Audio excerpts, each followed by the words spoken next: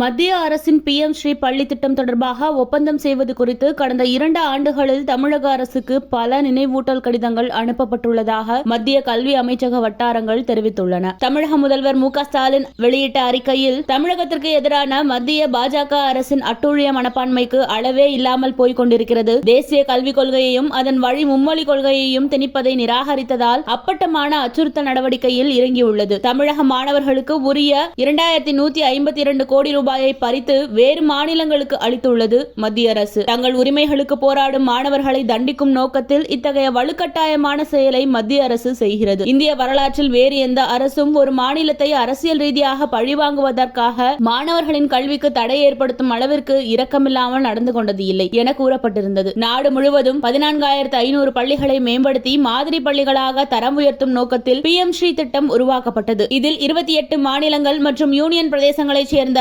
6,448 பள்ளிகள் முதற்கட்டமாக இணைந்துள்ளன. தமிழகம், மேற்கு வங்கம், கேரளா, டெல்லி ஆகியவை மட்டுமே இதில் பங்கேற்கவில்லை. இந்த திட்டத்தில் இணைவது தொடர்பாக ஒப்பந்தம் செய்யும்படி தமிழக அரசுக்கு கடிதம் அனுப்பப்பட்டது. முதலில் இதற்கு தமிழக அரசு ஒப்புதல் தெரிவித்தது. ஆனால் ஒப்பந்தம் செய்யவில்லை. கடந்த 2 ஆண்டுகளில் தமிழக அரசுக்கு பல நினைவூட்டல் கடிதங்கள் அனுப்பப்பட்டுள்ளன. ஆனால் பதில் வரவில்லை. இவ்வாறு அந்த வட்டங்கள் தெரிவித்துள்ளன.